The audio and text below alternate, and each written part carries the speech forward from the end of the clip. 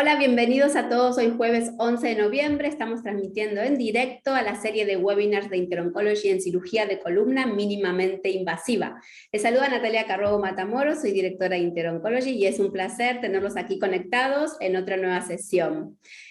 Traemos como saben ustedes, a este espacio educativo 3 ponentes especialistas con destacada experiencia en el campo, quienes abordarán temas en enfrentamiento de las metástasis de columna general y MIS, introducción a la radioterapia de columna, cifoplastía y sistema de fijación MIS, trucos y consejos.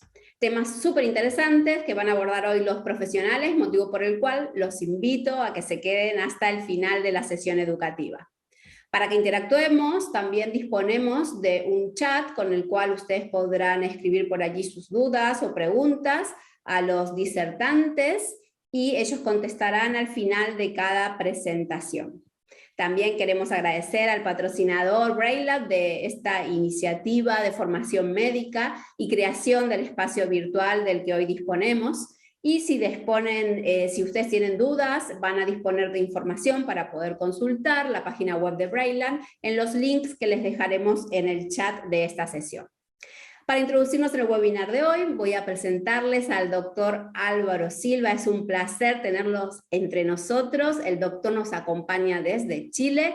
Él es traumatólogo, especialista en cirugía de columna de la Universidad Navarra en España y médico cirujano de la Universidad de Chile. Actualmente combina su labor profesional como especialista en la Clínica Alemana de Santiago y en el Hospital Clínico de la Fuerza Aérea de Chile, con la investigación y la labor docente en la carrera de Medicina de la Universidad del Desarrollo en Chile. Y bueno, doctor, es un placer tenerlo aquí. Antes de escucharlos, muy atentos, el doctor Santiago Gem, coordinador de la actividad del día de hoy, hará una breve introducción. Bienvenidos y los escucho atentos. Doctor Gem, tiene la palabra. Bueno, muchas gracias, Nati. Gracias a Interoncology por el espacio. Hoy vamos a hablar de un tema muy interesante y muy prevalente, con lo cual todos aquellos que estén involucrados en el manejo de pacientes con patología de la columna deben conocer por lo menos los lineamientos básicos, así que va a haber una parte más de conceptos generales y una parte más de trucos o tips para la gente más avanzada.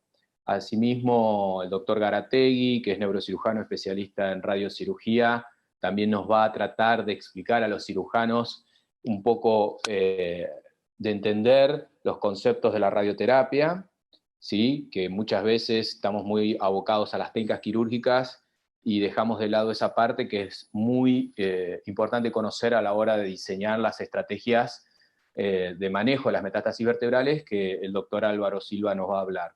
Así que bueno, sin más preámbulos, le doy la bienvenida y agradecerle nuevamente al doctor Silva por participar. Él es, digamos, nos hemos conocido ya hace un tiempo en todo este tema de las metástasis vertebrales, hemos compartido cursos, publicado juntos, así que es un gusto que comparta nuestra experiencia siendo él un referente de la región. Gracias, Álvaro, cuando quieras. Bueno, muchas gracias Santiago, muchas gracias Natalia, Lucas, buenas tardes. Buenas tardes a todos. Vamos a hablar un poco sobre el manejo inicial de las metástasis vertebrales desde un punto de vista mini-invasivo.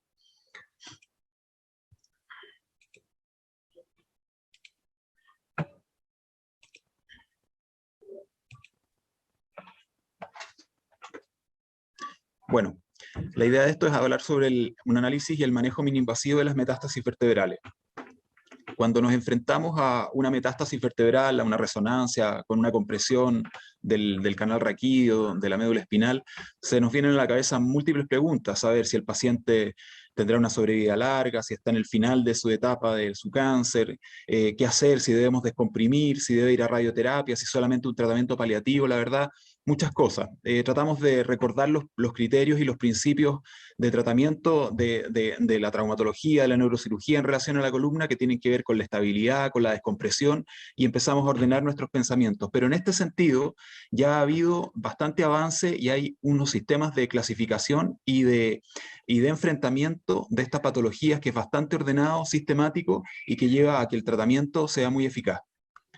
Cuando los objetivos del tratamiento de los pacientes con una metástasis vertebral, considerar que son pacientes con un cáncer en etapa 4, es aliviar el dolor, ¿no es cierto?, y preservar o mejorar el estatus neurológico. Y para hacer esto debemos considerar la sobrevida esperada del paciente y la condición clínica o médica del paciente para ofrecer a ese paciente un tratamiento que sea eficaz, es decir, que resuelva el problema del paciente, el compromiso neurológico, el dolor que pueda tener, y que sea a la vez eficiente. Y eficiente en el tratamiento de estos pacientes es que dure lo suficiente relacionado a la sobrevida y que sea lo menos mórbido posible para afectar en lo menor posible la calidad de vida de lo que le queda por vivir.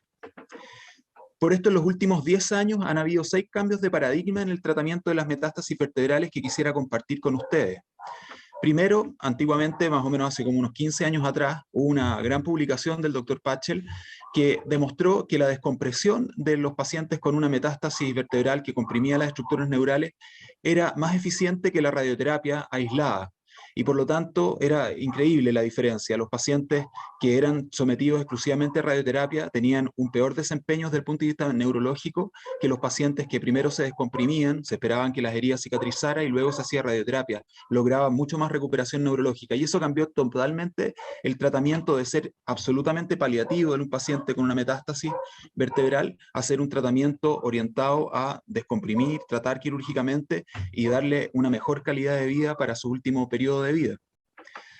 Segundo, en estos últimos años ha habido una mejoría significativa de la sobrevida gracias a las nuevas quimioterapias y a las nuevas inmunoterapias. Ustedes ya habrán escuchado hablar muchas veces de los tratamientos oncológicos personalizados, es decir, prácticamente hay muchos esquemas de tratamiento, hay muchos tratamientos de prueba, hay muchos tratamientos que son experimentales y los pacientes tienen acceso a eso y cada vez más. Y eso mejora la evolución y la sobrevida de subgrupos que antes quedaban sin ninguna alternativa de tratamiento. Tercero, ya lo comentará nuestro amigo Lucas, está la introducción de las radioterapias de alta intensidad y además aplicadas en forma estereotáxica, que vinieron a relativizar un poco el concepto de la radioresistencia. Ahora podemos aplicar radioterapia a tumores que antes eran radioresistentes en alta intensidad, haciéndole el quite a las estructuras sensibles como la médula y lograr un control local de la metástasis sin necesidad de hacer una gran cirugía. Cuarto, la introducción del concepto de la separación tumoral, que permite aplicar radioterapia de alta intensidad de manera estereotáxica, sin riesgo de lesión medular y con bajo riesgo de recidiva. ¿Qué pasaba? Que antes teníamos que hacer grandes resecciones tumorales en tumores radioresistentes para poder disminuir el riesgo de recidiva local, pero ahora con esta técnica que básicamente vamos y sacamos tumor alrededor del saco dural, logrando una reexpansión del saco, dejando un espacio de libertad de más o menos 2 o 3 milímetros alrededor del cordón medular, podemos aplicar una radioterapia estereotáxica al tumor remanente y lograr un control efectivo con una tasa de recidiva local bajísima, más baja que la cirugía convencional antigua de hacer una vertebrectomía, una resección amplia, grande y muy mórbida. 5. La introducción de las técnicas de cirugía mininvasiva, que todos conocemos para la cirugía degenerativa de la columna, bueno, mostraron sus mejores beneficios en el tratamiento de los pacientes con metástasis vertebrales. Desde el relleno vertebral con cemento, en las fracturas, por ejemplo, de un mieloma, a las fijaciones percutáneas en fracturas inestables pero con dolor importante, o las vías de abordaje para las descompresiones por vía mininvasiva transmuscular que vinieron a disminuir significativamente el riesgo de infección, de dehiscencia, y nos permitieron un acceso muy precoz a radioterapia para lograr terminar la cirugía con la radiación, por ejemplo, estereotáxica. Al respecto, con Santiago tenemos esta experiencia, hicimos una revisión multicéntrica de 73 pacientes operados con técnicas MIS, fijaciones con o sin descompresión y sin fusión, y vimos que en estos pacientes que eran sometidos a radioterapia precozmente, desde los 7 días hasta el mes, dependiendo un poco del tipo tumoral, no tuvimos ninguna infección, lo que era muy valorable, y además, independiente de que no les hacíamos fusión, la tasa de falla de los implantes, que era siempre un miedo de colocar implantes en una columna sin hacer artrodesis, fue tremendamente baja, de 4,2%. Y por último, la introducción del resumen de todos estos conceptos que se han ido acumulando en el tiempo, desde la época de Tokuhashi y de Tomita, fundidos en este algoritmo de tratamiento de los autores Ilya Laufer y Mark Bilski, el NOMS, que nos ordena la evaluación y el manejo y nos propone un tratamiento para cada tipo de paciente con una metástasis vertebral. Es un enfrentamiento multidisciplinario del paciente metastásico y nos permite definir una estrategia terapéutica muy ajustada a la condición del paciente y a su expectativa de vida. Veamos entonces qué consiste el NOMS, que básicamente es la sigla que habla sobre el estatus neurológico del paciente, las consideraciones oncológicas o biológicas de la neoplasia que tiene el paciente, la estabilidad mecánica de la columna y la enfermedad sistémica, es decir, la condición médica de ese paciente afecto de un cáncer y de metástasis vertebrales. La condición neurológica. La condición neurológica no solamente es tener compromiso neurológico, sino que más bien ellos lo exponen a tener el grado de compromiso del espacio epidural. ¿Y por qué es importante? Porque nosotros siempre hemos considerado la compresión de estructuras neurales. Tenemos un paciente con una compresión medular sintomática o con una paraparesia progresiva y consideramos que hay que descomprimirlo. Tenemos un paciente que tiene una compresión, por ejemplo, de la caudequina y una radiculopatía progresiva o una alteración de esfínteres y sabemos que debemos descomprimirlo. Pero los pacientes que tienen, por ejemplo, un tumor, una metástasis que es radioresistente y que tienen un compromiso epidural importante, se clasifica en 1, 2 y 3, o leve, moderado y severo, ¿ya? En estos pacientes, en este grupo, es recomendable hacer la técnica de descompresión circunferencial o de resección de tumor alrededor del saco neural para dar un espacio libre para poder aplicar una radioterapia sin riesgo de lesión del cordón medular y con disminución de la probabilidad de recurrencia. Las consideraciones oncológicas tienen que ver con la radioresistencia del tumor. Hay muchas clasificaciones y muchas veces también hay clasificaciones locales, cada centro tiene sus tipos tumorales y saben cuál es resistente, cuál es moderadamente resistente o cuál es realmente radiosensible. Conocemos que el mieloma, el linfoma, el seminoma son muy radiosensibles, pero hay otros que tienen una sensibilidad intermedia y por lo tanto debemos ir aplicando técnicas de radioterapia que son de más alta intensidad. Esta es una lista, por ejemplo, de los que son favorables y desfavorables a la radioterapia. Los pacientes que tienen tumores que son radioresistentes o que ya han recibido radioterapia previa, los consideramos que requieren de radioterapias de alta intensidad y de técnicas de separación tumoral. La estabilidad mecánica, algo que a los ortopedistas nos gusta mucho, es básicamente utilizamos la clasificación de SINS, hecha por el doctor Charles Fisher, y según una serie de criterios que evaluamos, la localización de la metástasis en sectores de las uniones, de las charnelas, el tipo de dolor que es muy relevante, si es un dolor mecánico, es decir, o un dolor no mecánico o biológico, si la lesión es más bien lítica o blástica, las líticas son menos resistentes, más riesgo de fractura, las blásticas son más resistentes, típicas de un cáncer de próstata, el alineamiento radiológico, si hay subluxación, si hay deformidad, si hay cifosis, el compromiso mismo de la vértebra y el compromiso de las estructuras posteriores, articulaciones facetarias o de la unión costovertebral en la columna torácica, nos hacen aplicar un puntaje de estabilidad y nos dividen los pacientes en 3 grupos: los pacientes que tienen metástasis que son estables y que por lo tanto probablemente no requieren de una acción estabilizadora, los que tienen una estabilidad en riesgo y que pueden requerir, por ejemplo, de una técnica de relleno vertebral, y los que están francamente inestables o los que vamos a hacer alguna técnica de descompresión donde requieren una estabilización importante de tipo, por ejemplo, de tornillos pediculares y barras. Y por último, la enfermedad sistémica, que tiene que ver con la condición del paciente y con su sobrevida posible. Y acá tenemos múltiples escalas, desde la época de Tomite y Tokuhashi, donde nos trataban de hablar desde el punto de vista ortopédico, cuánto pensábamos que podía llegar a vivir el paciente, y dependiendo de la ubicación de las metástasis, poder hacer como una especie de planificación quirúrgica, Bauer, Katayiri, Van der Lingen, y últimamente el SOR, donde considera otros factores. Este es un sistema actual de estimación potencial de sobrevida. Siempre hay que hay que relativizarlo, porque estos son evaluaciones multifactoriales, regresiones lineales, que muchas veces hay igual otros factores que pueden influenciar finalmente en la sobrevida real del paciente. Pero es un marco referencial que nos habla a los que no manejamos la oncología directamente de más o menos cuál es la probabilidad de sobrevida y empezar a plantear si el paciente puede ser subsidiario de una técnica de mayor durabilidad, una técnica quirúrgica, por ejemplo, más agresiva. En este esquema de evaluación se consideran factores sanguíneos, como también la presencia de metástasis en diferentes partes, y uno cataloga al paciente y va viendo el puntaje que nos va dando cada uno de estos factores, lo suma y este puntaje que nos da lo transfiere a una lista de sobrevida y vemos la probabilidad de sobrevida a 30 días, a 90 días y a un año. Y en general los índices de reproducibilidad salen bastante reproducibles a más de un año y a menos de 30 días. Obviamente un paciente que tiene una probabilidad de sobrevida de menos de 30 días es difícil plantear una cirugía de alto impacto, pero probablemente el paciente ahí va a ser subsidiario de un tratamiento más bien paliativo. Y un paciente que tiene una sobrevida probable alta a un año, bueno, vamos a aplicar un tratamiento porque un año es mucha sobrevida y que esté con dolor o con compromiso neurológico es inaceptable. Y por último, en la enfermedad sistémica que tiene que ver con la evaluación de la condición del paciente, con la condición médica. Podemos tener un paciente que por las tablas nos da sobrevida, pero después uno ve el paciente y tiene un Karpnowski o un ECOG muy limitado y que claramente se ve muy emaciado, que tiene una condición médica disminuida. O también podemos consultar a los anestesistas y preguntar si el paciente le parece que es operable o no operable según sus criterios. Y con esto también podemos, ¿no es cierto?, sería como el pase preoperatorio. Tenemos una sobrevida, hicimos un plan y finalmente el anestesista nos dice que el paciente efectivamente es operable, entonces procedemos.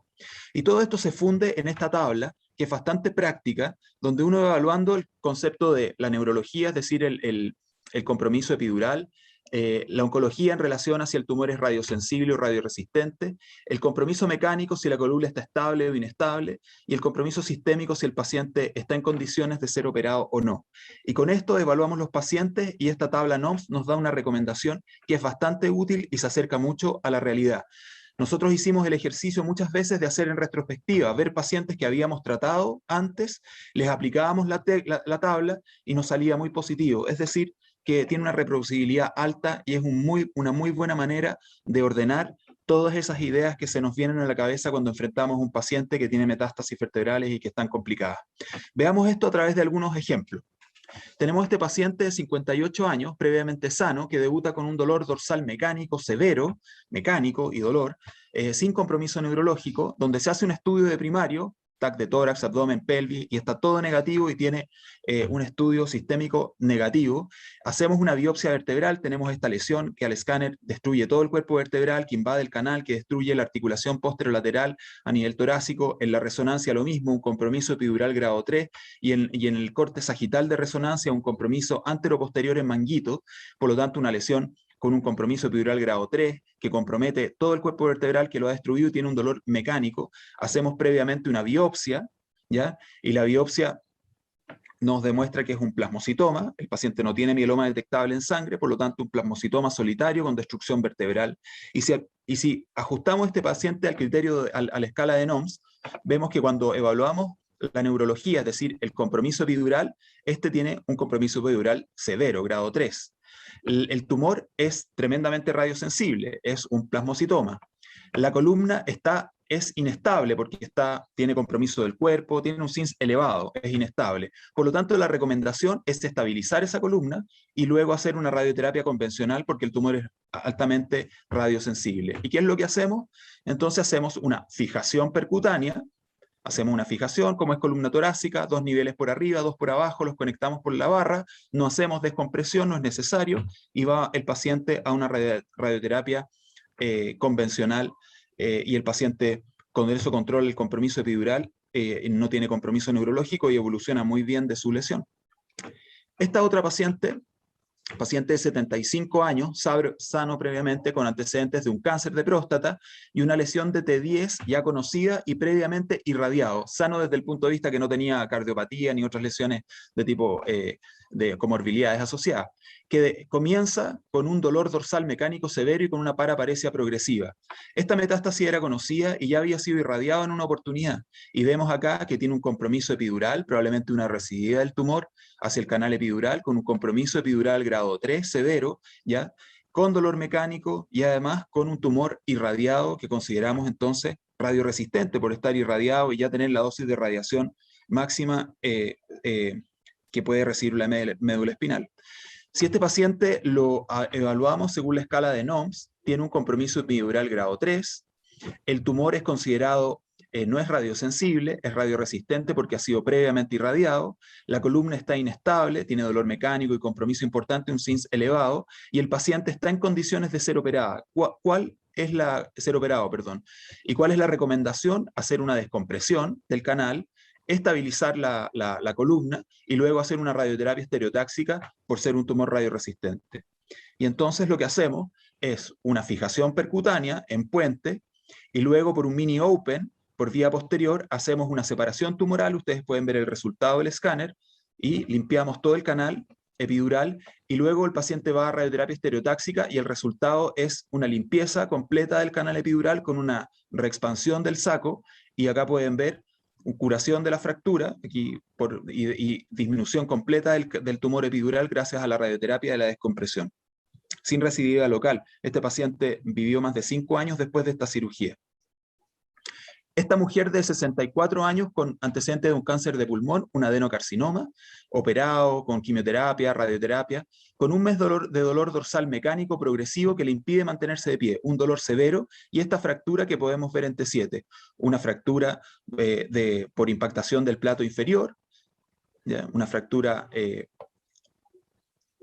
que se consideró metastásica con un compromiso epidural mínimo, con un canal libre, pero con un dolor mecánico severo, incapacitante y refractario al tratamiento médico. Cuando esta paciente la evaluamos según el algoritmo de NOPS, vemos que tiene un compromiso epidural cero, ¿ya? O muy base, muy mínimo. Es un tumor que en nuestro centro se consideró radiosensible, ¿ya? La columna estaba inestable porque tenía este dolor mecánico severo. Por lo tanto, la recomendación es hacer una estabilización y luego una radioterapia convencional. Como la lesión no tenía compromiso del muro posterior, no tenía compromiso de las articulaciones posteriores, decidimos hacer una biopsia vertebral para confirmar el diagnóstico, ver una lesión metastásica y hacer un relleno vertebral para solucionar el dolor y la estabilidad vertebral, y luego la paciente va a radioterapia y ese es el resultado, control del dolor y luego control de la lesión en el lugar. Bueno, en resumen, el algoritmo de NOMS permite abordar la problemática metastásica de columna de una manera sistemática e integral. Incorpora de manera racional las escalas de evaluación pronóstica, de estabilidad y de radiosensibilidad, y permite ofrecer un tratamiento eficaz, como les decía, y eficiente al paciente metastásico. Muchas gracias. Bueno, excelente, Álvaro. Como siempre, impecable, clarísimo. Bien gráfico. Había una pregunta en el chat que, bueno, yo te he escuchado dar la respuesta, pero está bueno que se las comentes a todos. Preguntaban, ¿cuánto tiempo sugerís desde la cirugía de separación y la aplicación de la radioterapia? Sí, bueno, en la práctica depende un poco, cuando hacemos separación, el paciente tenía un compromiso neurológico, por ejemplo, tiene un compromiso neurológico evolutivo, uno hace la separación tumoral y en general con eso el compromiso neurológico se detiene. Entonces uno puede esperar el tiempo que necesite. Lo mínimo que hemos hecho han sido 7 días, pero en pacientes que no hacemos descompresión y que tienen compromiso neurológico evolutivo, por ejemplo, en un mieloma, en un linfoma. 7 días. La gracia de estas vías de abordaje, que son lejanas al target de la radioterapia, es que las heridas no sufren. Y además son heridas tan pequeñas que en general el riesgo de dehiscencia por recibir un poco de irradiación es mínimo. No es como cuando hacíamos una cirugía grande y la piel estaba un poco desvascularizada y había mucho riesgo de dehiscencia y de necrosis local. Entonces se puede hacer precozmente. Lo más precoz que yo he hecho son 7 días post cirugía. Perfecto.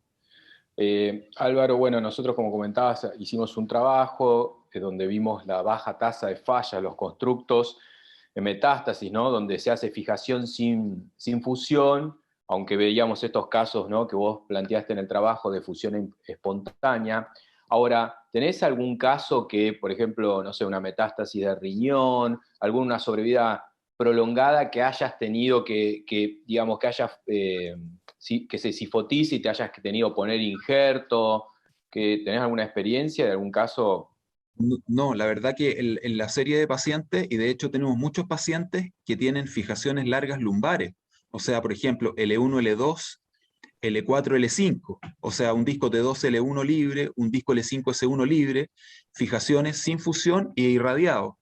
Y en esos pacientes donde uno tiene mucho miedo de que se suelte todo, no ha pasado, ¿ya?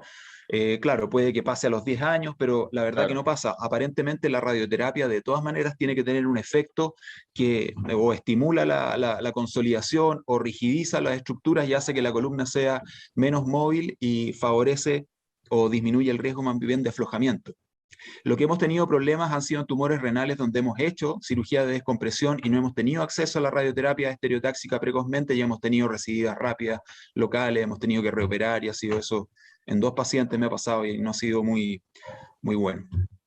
Ha sido difícil la recurrencia porque el tratamiento es mucho más complicado. Seguro. Bueno, para seguir con el tiempo, vamos a pasar al doctor Garategui. Álvaro, sabemos que estás con otras charlas también, así que te agradecemos enormemente que te hayas sumado, tu participación, tu claridad, desde el día que nos conocimos, siempre muy, muy pedagógico para explicar todo, así que bueno, gracias por participar. Bueno, muchas gracias a ustedes por invitarme, muchas gracias Natalia, Lucas, Muchas muy gracias, amable. doctor Silva, Hasta siempre luego. será bienvenido. Gracias. Gracias, hasta luego. Bueno, y ahora vamos a seguir con el doctor Lucas Garategui. Lucas está más allá que es un amigo, no está invitado acá por amistad, sino por su conocimiento, su expertise en radiocirugía. Él es neurocirujano, ¿sí? Y a su vez hizo un fellow en neurocirugía funcional y en radiocirugía, con lo cual tiene la capacidad de integrar los conceptos de ambas especialidades y poder bajarlos a los que tenemos la formación nada más que neuroquirúrgica o traumatológica. Así que bueno, es excelente docente, espero que puedan aprovechar su charla. Así que bueno, Lucas, cuando quieras. Sí, Santi, déjame que agregue algo Sí. de Lucas. Además de ser excelente profesional, es excelente persona. Me suma a tus palabras. Es un placer para nosotros tener aquí al doctor Garategui en este cierre de serie de tantos seminarios que hicimos. Por fin pudo con su labor educativa. El doctor tiene muchísimas actividades. Yo le dejo saber al público que nos sigue. Trabaja en la Universidad de Buenos Aires como profesor, es fellow de la ISRS, se vino a capacitar por aquí a Europa hace mucho, un largo periodo, hace poco tiempo, es miembro de la Asociación Argentina de Radiocirugía, trabaja activamente para la sociedad y bueno, me sumo a las palabras del doctor Gen. Bienvenido, doctor Lucas, te escuchamos y seguro que es muy productiva tu charla. Gracias. Muchas gracias Natalia y Santiago por la presentación. Es un honor y un gusto estar en esta actividad y bueno, y gracias a todos los que están conectados en sus respectivos países a estos horarios. Bueno, como dijo Santiago, están todos viendo la presentación, ¿no? Sí. La idea un poco de esta presentación es dividir esta charla en 2 partes. Una parte para entender un poquito los conceptos fundamentales de los tratamientos radiantes, y ya una segunda parte entrar de lleno en cuál sería el rol del cirujano de columna, que no se dedica, obviamente, a estos tipos de tratamientos, pero sí es parte de ese equipo multidisciplinario que se dedica al tratamiento de estos tumores, y para entender cuál sería el rol en ese equipo, que es fundamental. En primer lugar, vamos a empezar con qué es la radioterapia. Como ustedes saben, la radioterapia es uno de los tratamientos mundialmente aceptados para el tratamiento de enfermedades oncológicas y, como vamos a ver, también no oncológicas, que consiste en la proyección de haces colimados, de partículas o de fotones en un volumen determinado, que son generados por una fuente, en este caso, cuando vamos a la terapia, una fuente externa, y que van a incidir en un volumen determinado. A diferencia de la braquiterapia, la fuente se encuentra externa, y en la braquiterapia la fuente se encuentra cercana a los volúmenes a tratar. Por lo tanto, cuando hablamos de un tratamiento radiante, lo que hablamos es ¿qué es lo que se administra en la patología tratada? Obviamente lo que se administra es energía. Esa energía va a ser generada por una fuente, la cual puede estar en un equipo o cercana al paciente, como son las fuentes de braquiterapia. Esa energía radiante va a viajar por el espacio para encontrarse con materia, que sería el cuerpo humano, y ese encuentro con la materia va a incidir en los volúmenes o patología a tratar. Y es ahí, en ese lugar, donde la interacción genera el depósito de su energía con los efectos que vamos a ver.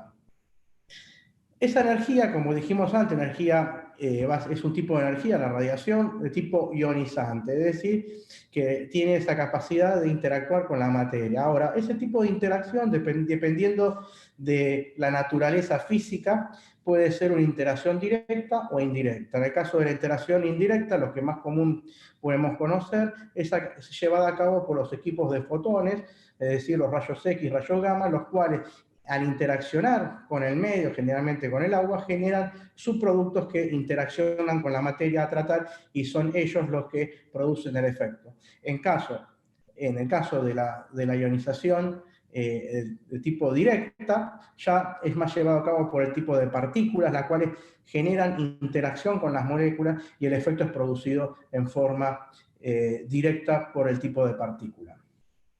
Como dijimos, en campo de la radioterapia vamos a ver diferentes tipos de equipos, los cuales van a producir diferentes tipos de partículas o fotones que son los encargados de poder llevar este tipo de energía al volumen a tratar. En este caso estamos viendo tipos de fotones, como es un Silver Knight, que es un equipo ampliamente conocido que utiliza fotones para tratar y tiene un cabezal el cual se mueve en múltiples ejes y nos permite conformar volúmenes en forma muy buena. El caso del Gamma Knife, que tiene una fuente de cobalto, por lo tanto el fotón que utiliza es el rayo gamma por decaimiento beta, que es una de las propiedades físicas de ciertos elementos.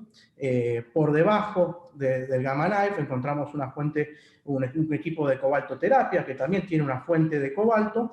Y por último estamos viendo el equipo de proton terapia, ¿no? Es un equipo de partículas, el cual utiliza no fotones, sino partículas pesadas para realizar los tratamientos.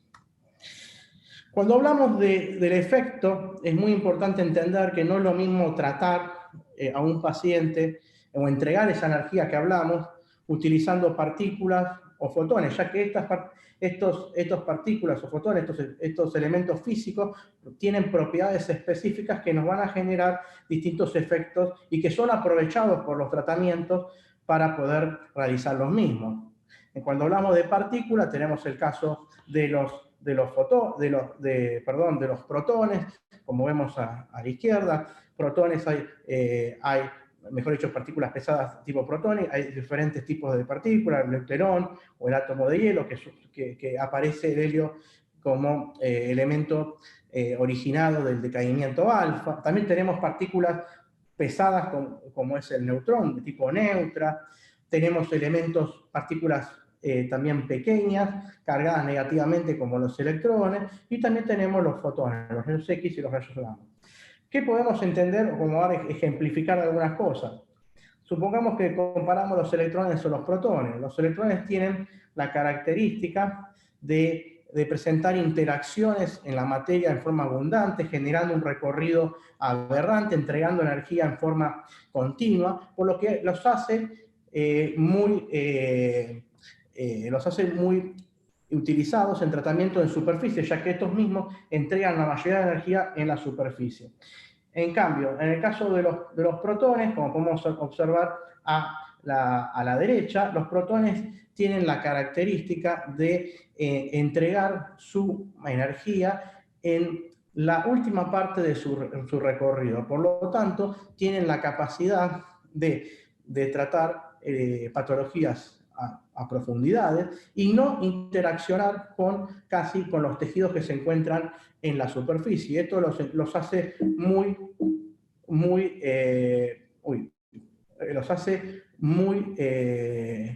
buenos para tratar patología en la profundidad y respetar órganos que se encuentran en las proximidades y que tienen tolerancias bajas y por ende no recibir o no ser parte del tratamiento radiante. Esto es una ejemplificación de qué produce la radiación a nivel atómico o subatómico.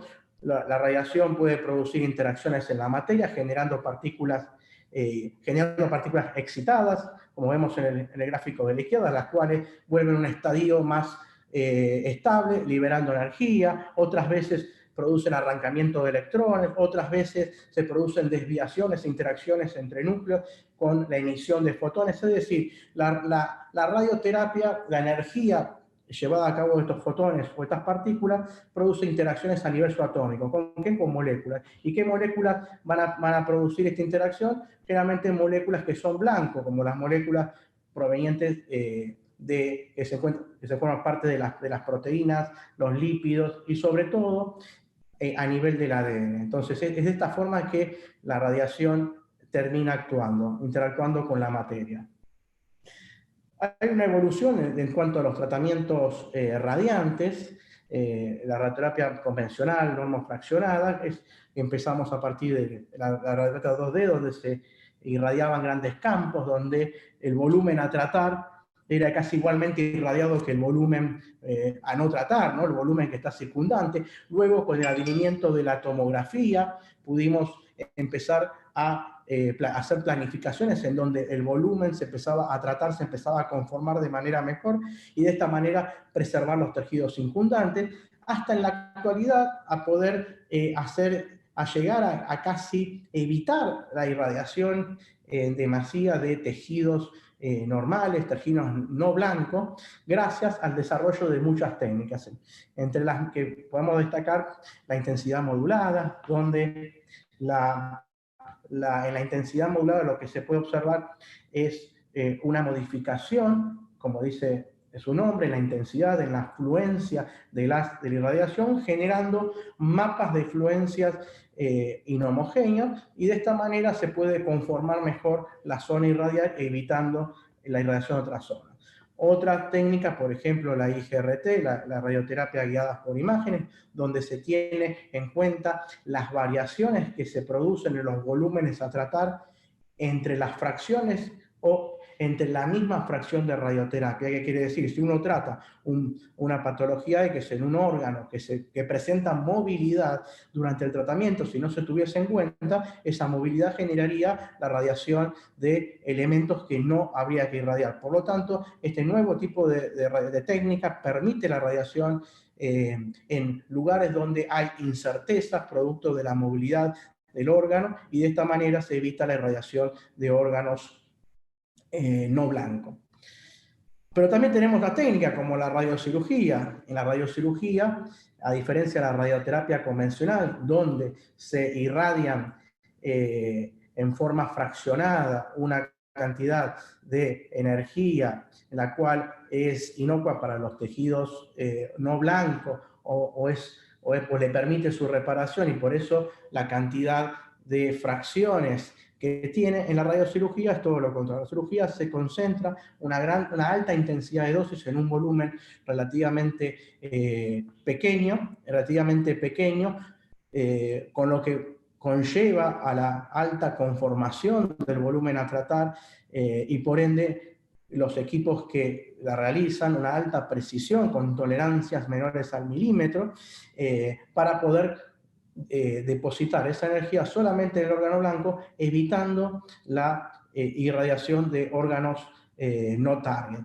Esto es importante entender que en la radiocirugía generalmente el concepto fue derivado de la neurocirugía en tratamiento de patología funcional y después fue extrapolado a otras patologías no funcionales, y en ese momento, como se originó, era realizado en una única fracción, pero con el advenimiento del conocimiento de la dosimetría se pudo establecer nuevos avances, los cuales permitieron hipofraccionar, gracias al desarrollo del concepto de BED, las dosis para el tratamiento de volúmenes capaz que más amplios y por ende respetando las tolerancias de los tejidos. Otra última cosa para destacar es que la radiocirugía no es algo realizado por una máquina, sino que es una técnica, por lo tanto puede ser realizado por diferentes tipos de equipos. Una terapia radiante es un tratamiento multidisciplinario, muy complejo, que contiene muchos pasos y que cada paso conlleva controles de calidad debido a la naturaleza de su concepción. Es decir, cuando uno deposita radiación en un tejido, esa radiación queda de por vida y los efectos lo mismo. Por lo tanto, es muy cuidadoso el proceso de realizar un tratamiento radiante en un paciente. Lo primero es entender que comienza con el diagnóstico correcto y con la selección del tipo de terapia a realizar. Una vez que uno tiene el tipo de terapia a realizar, uno tiene que realizar un estudio como tomográficos para empezar a producir el posicionamiento del paciente en los equipos y por ende, lo que habíamos hablado antes, lo que tiene que ver con la estabilidad intrafraccional del paciente.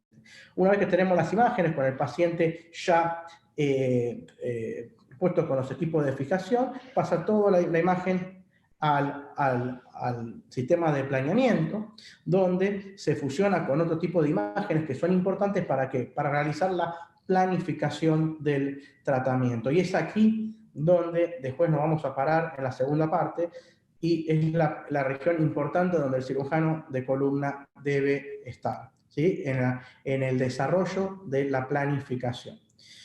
Una vez que está todo planificado,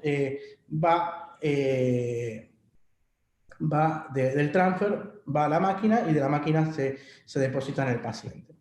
Entonces, ¿qué es lo importante de toda planificación del tratamiento? Es la definición de los volúmenes y cómo hago para que se conformar ese volumen a tratar con los haces de radiación, ¿sí? Por lo tanto, cuando nosotros tratamos una patología determinada, debemos estimular qué queremos irradiar. Ahora, no es solamente qué queremos irradiar, sino cómo lo vamos a hacer. Y en ese cómo lo vamos a hacer es donde entra importancia qué órganos se encuentran en las inmediaciones, los cuales no son los objetivos del tratamiento, pero sí pueden llegar a recibir una dosis de radiación y que encima de eso, esos órganos presentan unas tolerancias bajas al mismo y por ende pueden recibir y producirse lesiones por radiación. Por lo tanto, es muy importante establecer qué órgano voy a tratar, cómo lo voy a hacer y qué órganos debo proteger. Una vez que establezco esos volúmenes, tengo que empezar a ver cómo hago el arreglo y la conformación de haces para que lleguen a los volúmenes y se conforme no solamente el volumen, sino la dosis a tratar. Por lo tanto, la definición de volumen es un proceso complejo y es un proceso que está protocolizado según la ICRU, que es la Comisión Internacional de Unidades Radiológicas, ¿sí? Y es muy importante saber los mismos. Es decir, en estos informes de la ICRU nos habla de cómo son los volúmenes y qué comprenden. Ahora, ¿por qué es importante esto? Porque, como dijimos, conocer los volúmenes nos permite saber cómo se demarcan, nos permiten compartir resultados, nos permiten compartir planificaciones, etc. ¿Sí? Ahora, estos volúmenes que vamos a ver ahora, principalmente representados por el GTB, el CTB y el PTB, es decir, el volumen de tumoral grosero, el clínico y el de planificación, son volúmenes que su demarcación depende del tipo de patología. No es lo mismo un CTB para una metástasis espinal que para un tumor primario de columna. Después, esos volúmenes tienen en cuenta el tipo de lugar y por ende el tipo de fenómeno fisiológico que puede estar cercano, por ende puede haber variabilidades del volumen por movimientos del paciente o del órgano específico, por lo tanto están determinados por distintas variables. El primer volumen es el volumen de grosero tumoral, que es el volumen target, es decir, es el volumen a tratar, es lo que vemos en los estudios por imágenes, ¿sí? Es muy importante que este volumen sea realizado por el estudio por imágenes más adecuado. Fíjense en abajo, donde observamos una tomografía y una resonancia, donde vemos una lesión sospechosa y en la tomografía no se ve, en la resonancia se ve, ¿sí? Por lo tanto, es muy importante eso. Lo otro importante también es que puede haber subvolúmenes en el GTB y que los puedo determinar por otros estudios por imágenes. ¿sí? Como el PET u otros tipos de marcadores biológicos. Uno puede poder identificar diferentes subzonas e incluso diferentes subvolúmenes que pueden ser tratados por bus de radioterapia. Y por último, también hay que tener en cuenta que hay bastante variabilidad intercelular y por eso se desarrollan guías por las cuales uno debe conocer a la hora de marcar, para tratar de desechar esta variabilidad. El volumen clínico tumoral, bueno, contiene al volumen anterior y además agrega toda la enfermedad microscópica, es decir, lo que no podemos ver a través de las imágenes. Y esto depende de cada tipo de patología, por ende es muy necesario conocer la patología a tratar. Este volumen es importante porque si no está bien demarcado, no se cura la patología a través de la técnica radioterapia. Por lo tanto, es necesario marcar para que haya curación de la patología. Y como le dijimos, depende del tipo de patología y hay guías que nos van a hablar de cómo marcarlo en base a la patología a tratar. Luego tenemos los márgenes, ¿sí? Una vez que marcamos el GTB, el CTB, después vamos a ver que hay ciertas incertezas que nos van a hacer que los volúmenes varíen, por lo tanto uno tiene que tener en cuenta a la hora de tratar, ¿sí? Uno es el margen interno y otro es el margen de setup. El margen interno es aquello que depende del paciente, es decir, que depende del órgano, depende de, por ejemplo, la cercanía de una zona móvil, como puede ser la columna cervical, es decir, presentan variaciones de tamaño y volumen por producto del movimiento, ¿sí? El margen de setup ya no depende del paciente y depende de la máquina a utilizar y de las tecnologías, por ejemplo. Entonces, son factores técnicos, son incertezas, a veces que a ciudades lineales se le agregan ciertos tipos, aumentos de márgenes debido a la incerteza que uno conoce del equipo, ¿sí? Por lo tanto, todo eso hay que tenerlo en cuenta y agregarlo y adosarlo al volumen a tratar. Entonces, a ese volumen que contiene las incertezas del margen interno, el margen de setup, y contiene el CTB y el GTB, se lo llaman volumen blanco interno, ¿sí? Ahora, viene el otro volumen, que es el volumen de planificación, ¿no? Que dijimos que va a estar compuesto por el CTB, el volumen clínico a tratar, y todas las incertezas geométricas que estuvimos viendo, es decir, los movimientos del órgano, los movimientos respiratorios, los movimientos zonales, como puede ser en cercanía de estar en el cuello por la columna, los movimientos que pueda realizar el paciente mientras se está acostado en la camilla y que puede presentar cierto tipo de movilidad a pesar de los sistemas de inmovilización. Es decir, tiene en cuenta todo ese tipo de volúmenes. Además, ese volumen de planificación es muy importante conocerlo y no solamente depende de las cosas que uno puede conocer de la patología del paciente, sino también del claro interacción con el equipo de física médica y los técnicos que son los que conocen la tecnología que uno está utilizando. Entonces, ¿qué nos permite este volumen? Que el CTB tenga o que reciba la dosis que uno planificó. Es decir, que si uno no tiene en cuenta todo este tipo de incertezas, el volumen clínico a tratar, que dijimos que era necesario para que haya curación, no va a recibir la dosis correcta. ¿Y qué puede ser peor? Que encima órganos blancos, órganos no blancos, que son órganos de riesgo, reciban radiación producto de la malmarcación de este volumen. Después tenemos otro concepto que yo lo estoy hablando mucho, que es el órgano de riesgo, que es un órgano el cual no es blanco, no es parte del tratamiento, es un órgano que encima presenta una tolerancia a la radiación muy límite, que puede presentar daños producto del tratamiento. Por lo tanto, lo debemos conocer. Lo tenemos que saber demarcar, conocer cuáles son las dosis de esos órganos y tenerlos en cuenta durante la planificación. El órgano de riesgo no solamente puede ser dañado por la dosis a tratar, sino que de otras cosas, como puede ser el tipo de patología, puede ser el tipo si presenta un edema periférico, puede ser por la tasa de dosis. Es decir, hay un montón de variables que pueden llegar a generar que un órgano se dañe y no solamente por la radiación que puede estar recibiendo. Y también, como es un volumen, y el volumen de ese órgano puede presentar las mismas incertezas que produce que puede presentar el CTD. Por lo tanto, también existe un volumen de planificación correspondiente a los órganos de riesgo. En las imágenes podemos establecer los órganos de riesgo como son la cóclea, la médula espinal, la vía óptica como los más conocidos. Entonces, ¿qué es lo importante del cirujano de columna? Es decir, el cirujano tiene que estar, tiene que ser parte de ese equipo que produce el tratamiento tumoral. El tratamiento tumoral no solamente va a depender de la cirugía, va a depender de los tratamientos de consolidación, de los tratamientos neoadyuvantes, y va a depender de todo. Y es nuestro rol y nuestra responsabilidad estar presente como ser parte del equipo de tratamiento radiante. ¿Por qué? Porque la identificación de estos órganos, tantos a tratar como a no tratar, es una decisión médica y depende del médico tratante. ¿Por qué? Porque conoce la patología, conoce al paciente, los tratamientos previos, las condiciones y sabe interpretar las imágenes.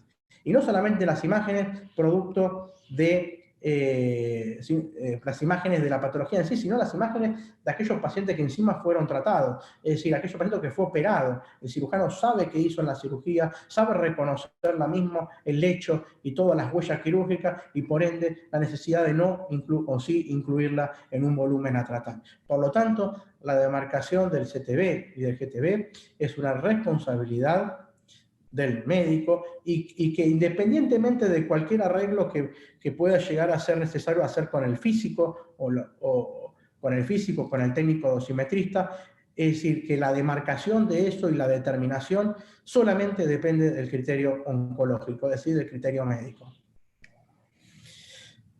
Para evaluar lo que estamos haciendo y ver qué dosis recibió el volumen a tratar o qué dosis recibieron los volúmenes a proteger, hay varias formas de realizarlo, como las que estamos viendo en la filmina. Las más importantes son los histogramas, las curvas de isodosis, que son las más utilizadas y que debemos saber interpretarlas. ¿Para qué? Porque se nos van a presentar y debemos saber verlas y evaluarlas para saber si el tratamiento está protegiendo lo que tiene que proteger y tratando lo que tiene que tratar. Entre las curvas de isodosis, a grandes rasgos, son curvas en las cuales unen puntos de igual dosis, ¿sí? Estas curvas van a estar topografiadas a veces con diferentes colores, los que nos permite determinar y ver, a grosso modo, fusionado con las imágenes, ver qué curva de isodosis tiene contacto con cada tipo de volumen demarcado, CTB, GTB, y con los órganos de riesgo. Y de esta forma, en cada corte, evaluar si los mismos fueron protegidos o no, o a una curva de isodosis, una curva que nos marca una dosis elevada, está tomando contacto con algún órgano de riesgo, y de esta manera darnos cuenta que hay un problema. Es decir, es una forma bastante gráfica de entender la planificación, tanto con los volúmenes a tratar como los volúmenes a proteger.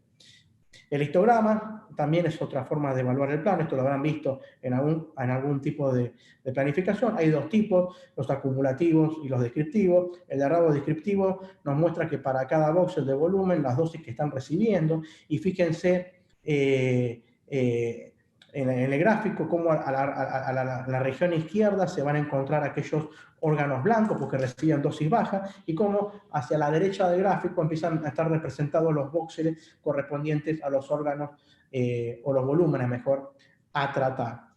En cambio, en el histograma acumulativo, del de abajo, nos podemos observar que nos muestra que para cada valor de dosis, qué porcentaje del volumen de algún órgano o volumen a tratar está recibiendo esa dosis. Y de esta forma evaluar los volúmenes a tratar, qué dosis efectivas se utilizan, y los volúmenes a proteger, qué dosis o porcentaje de dosis están recibiendo. Existen numerosas tablas en las cuales donde nos van a marcar las tolerancias de los diferentes tejidos a la radiación, y que nosotros podemos evaluar junto con los histogramas si se respetan o no los límites de dosis, y por ende protegemos a los pacientes de los efectos determinísticos de la radiación.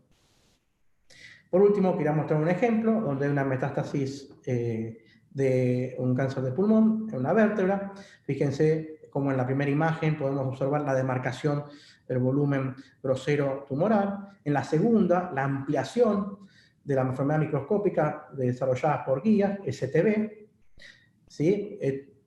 La otra imagen podemos observar, teniendo en cuenta todas las incertezas, el volumen de planificación a tratar, teniendo en cuenta incertezas del paciente, incertezas de la máquina.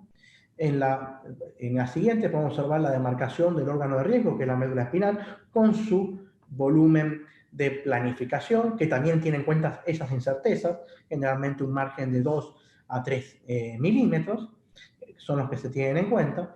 Luego podemos observar una de las formas que vimos para evaluar el plan, como son las curvas de isodosis, para mostrarnos cómo se distribuye las curvas, las diferentes radiaciones y cómo se concentran la dosis. Y por ende después podemos ver cómo se da el arreglo de los haces para la conformación de este tipo de técnica, ¿sí? Y por último, al lado también se observa un sistema, el StarTrack, cómo nos permite poder chequear el posicionamiento del paciente para tener la menor incerteza a la hora de irradiar. Bien, llegamos a la conclusión. La idea de esta charla era hacer una introducción a los tratamientos radiantes para que tengan una idea de en qué consisten, qué hacen y cómo actúan. Y en la segunda parte, entender que el rol del médico cirujano, especialista en columna, va más allá de la cirugía a realizar. Va en el compromiso, en la asistencia al equipo radiante, en la demarcación de los volúmenes a tratar, no solamente de la patología grosera, sino principalmente con el más comprometido, que es el volumen clínico, sobre todo en aquellos pacientes que hubo cirugía, y por ende en la evaluación también del plan radiante. Así que espero que les haya sido útil y muchas gracias por la invitación. Bueno, creo que algo para esto último que marcabas vos, también me gustaría recalcar que la cirugía de separación, por ahí los cirujanos nos entusiasmamos en hacerla, pero que es algo, como dijo Lucas, que previamente hay que charlarlo y ponerse de acuerdo con el radiocirujano, el radiooncólogo, porque, digamos, la cirugía no es solo darle lugar a la médula, sino darle lugar a la médula respecto a ¿qué? Al CTB, al PTB. Entonces, hay, como decía Lucas, hay consensos, y eso es muy importante, no es hacer la cirugía de separación, después mandárselo a que haga radiocirugías, sino sentarse y planificar de común acuerdo. Y lo que te quería preguntar, Lucas, es, hoy Álvaro un poco mostró algunos casos. El tema, por ejemplo, sabemos que, por ejemplo, una metástasis de cáncer de riñón es radioresistente, sería una buena opción para radiocirugía. Pero un tumor que nosotros, cáncer de mama o de pulmón, que a priori sabemos que es radiosensible, lo irradiamos, hacemos el control local, la radioterapia es el mejor control local de la patología metastásica, pero luego tiene una recidiva. En ese caso, ¿sí? Un tumor que era radiosensible, pero hace una recidiva local a pesar del tratamiento de radioterapia estándar. Se puede, o sea, en esos casos, habitualmente, ¿qué se hace? ¿Se puede volver a aplicar radioterapia estándar? ¿Se lo considera ya radioresistente y se puede pasar a radiocirugía, teniendo en cuenta que si no es local, algo local?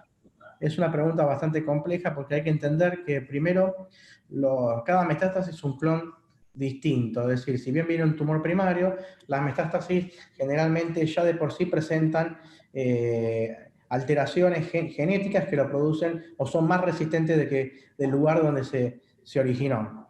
En segundo lugar, aquellas que fueron tratadas también, ¿no? Como es una enfermedad clónica, los tratamientos o las resistencias a los tratamientos nos hablan de un clon que es resistente. Lo importante es saber, primero hay que hacer la evaluación del tratamiento previo, ¿sí? Segundo, no te olvides que también hay que tener en cuenta los tratamientos sistémicos, ¿sí? Porque muchas veces ustedes cuando tratan, si se puede en el proceso de estabilización o no, si se tuvo una muestra de ese clon específico, es decir, ¿se puede volver a radiar? Sí. ¿Con qué técnica? Generalmente ya cuando se recibió radiación y no se hizo radiocirugía estamos más limitados porque nos acercamos a radiaciones cerca de los límites de tolerancia. Pero lo importante es saber de qué clon estamos hablando y si lo que conviene también es rotar, ¿no?, a otro tipo de tratamiento sistémico. Y de última también se puede hacer la radioterapia, pero el tema es que es un proceso complejo, no depende solamente de el tratamiento en sí de la columna, sino ver si hay necesidad o no de cambiar yo qué sé, target terapia, inmunoterapia, así todo lo que sigue nuevo ahora, ver qué pasó a nivel local, porque si el paciente ya está estabilizado o no, y solamente vemos crecimiento del volumen tumoral, bueno, se puede llegar a esperar, se ve cómo responde a otra terapia o no, y de última se podría llegar a hacerlo. Pero también depende de la técnica, porque si ya fue resistente a una y no le puedo hacer una técnica de alta intensidad, no tiene mucho sentido hacerlo otro. Otra cosa a tener en cuenta es que no nos olvidemos que el concepto de resistencia, sobre todo cuando hablamos de radioterapia convencional, es decir, no de técnica radioquirúrgica, también hoy actualmente está cambiando. ¿Por qué? Porque van a ver que hay muchas guías en las cuales había tumores que antes no se hacía de una o de primera elección la radioterapia, y hoy se está haciendo. ¿Por qué? Porque justamente se cambió de fotones y, por ejemplo, ya vamos a ver que varios centros están utilizando el tratamiento con partículas solamente con protones. Por lo tanto, la radiación con protones también cambia ese concepto de radioresistencia, porque nos permite depositar más energía en un lugar y evitamos, gracias a las características que tenían los protones, evitamos la radiación al blanco. Por lo tanto, van a ver que también el concepto de resistencia, hoy en día las guías están cambiando y tenemos otras variables como, por ejemplo, la utilización de partículas. ¿Sí? Bueno, una última pregunta. En el caso de la radiocirugía, como bien comentabas, bueno, es algo que requiere mucha precisión. Sabemos que está la médula, el principal órgano a riesgo, que la dosis, ¿no? Tumoricida es muy cercana a la toxicidad de la médula, con lo cual, bueno, es un acto de mucha precisión. Cuando ponemos nosotros, fijamos una columna porque está inestable, el material de osteosíntesis genera un artefacto. En el caso que no haya una compresión, sino que sea por estabilidad, por ejemplo, una metástasis única de cáncer de riñón, inestable, que nosotros vamos a fijar. Si, digamos, podemos trabajar en forma coordinada, ¿convendría hacer la radiocirugía previa a la colocación de los tornillos o hay forma de subsanar eso, poner los tornillos y después hacer? En realidad eso pasa mucho también en otras partes donde se hace radiocirugía, es la presencia de elementos de alto peso molecular, ¿no? Alto Z.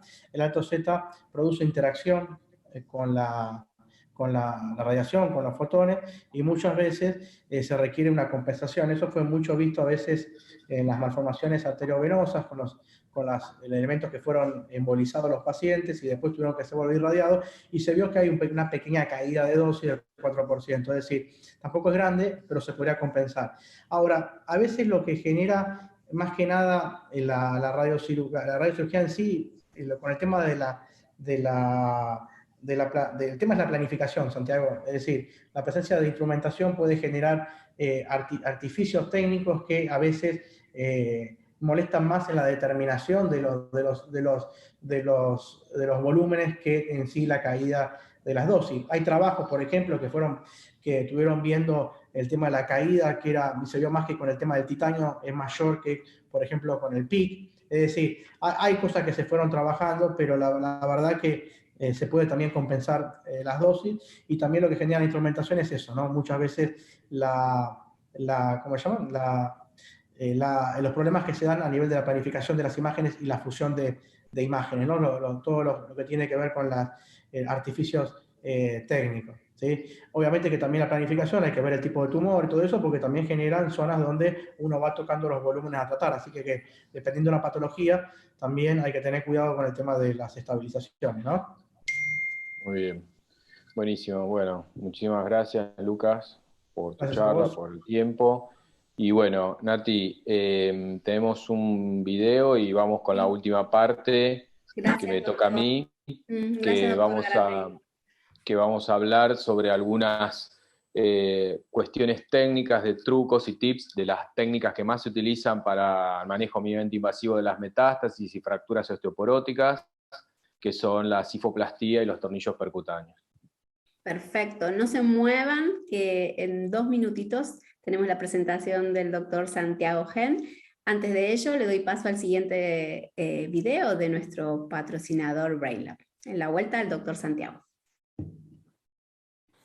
As you can see, this is S1, this is L5, and this is L4. So we'll start with L4. So using the pointer, we acquire the entry point and the optimal trajectory. And using the ruler, you can also see how long the screw has to be and the width of the screw. I started using navigation already back in 2012 or 2013, while I was still working at the Department of Neurosurgery at the University of Bonn. Here in Bethel, we use it since 2016. The indications we treat using spinal navigation are from simple to complex instrumentation cases, from cervical to lumbar spine, including degenerative disease, trauma, tumor, and infections. This case involves an 82-year-old patient with back pain and claudication symptoms not responding to conservative treatment. MRI, X-ray and CT images show mobile spondylolisthesis L4-5 with relevant stenosis. The patient is placed in a prone position with the feet facing the infrared camera. Drapes are wrapped tightly under the operating table and around the patient to allow the use of the C-arm without compromising sterility. By pointing the calibration matrix and a drill guide in the direction of the infrared camera, the instrument application starts automatically. Calibration is then performed by inserting the drill guide. With the help of a single X-ray shot, the surgeon palpates to find the level on which the patient reference array will be attached. A midline incision of 2 cm with incisions of the muscle fascia on both sides enable fixation of the patient reference array to the L5 spinous process. The C-arm is draped and a sterilizable tracking array is mounted on the side facing the infrared camera. The C-arm is then moved into position to obtain an intraoperative 3D scan. To protect the surgical team from radiation exposure, the C-arm is activated with a foot pedal from outside the room.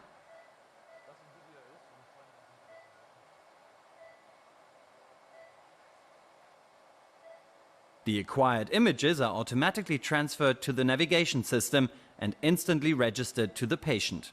The C-arm can be moved away to allow access to the surgical side and navigation monitor. Registration accuracy is verified with a pointer on the spinous process and the patient reference array. Before making any additional incisions, the surgeon can plan the entry points and optimal trajectories for each screw using navigation.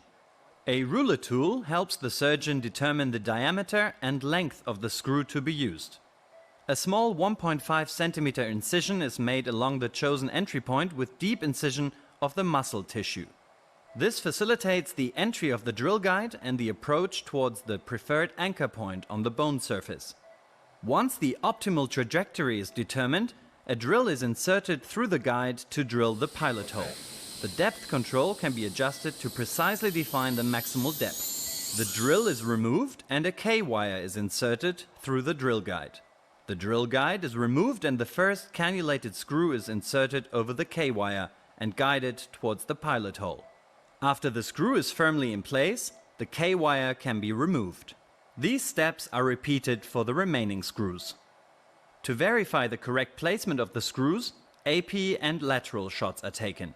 Navigation is used once more to determine access to the disc space without any additional radiation. The clamp can then be taken off to begin with the removal and replacement of the disc. A microscope is used for the lateral preparation of the muscle and proper exposure of the interlaminar space and facet joint. The lamina and joint are partially removed in order to properly access the disc. An incision is made in the posterior longitudinal ligament and the disc is removed. A cage is placed in the cavity where the disc was removed, followed by 2 rods, which will be fixed to the screws and hold everything in place. A final scan can be performed to verify the correct placement of screws, rod and cage. The incisions can then be stitched back together to complete the surgery.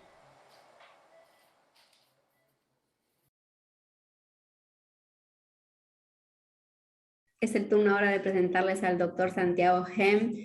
Ya lo conocen y a los que no, les hago saber que él es neurocirujano, especialista en cirugía de columna vertebral del servicio del Hospital Italiano de Buenos Aires. investigador, docente, miembro de múltiples sociedades afines de cirugía de columna vertebral, comprometido con su labor, detallista, buena persona, muchos adjetivos, doctor. Para usted es un placer tenerlo en este cierre de webinars de más de 50 actividades que hemos llevado en cirugía de columna vertebral durante este ciclo 2021. Adelante, Doc, es tu turno de palabra. Muchas gracias, Nati, por las palabras. Voy a poner una presentación. Sí.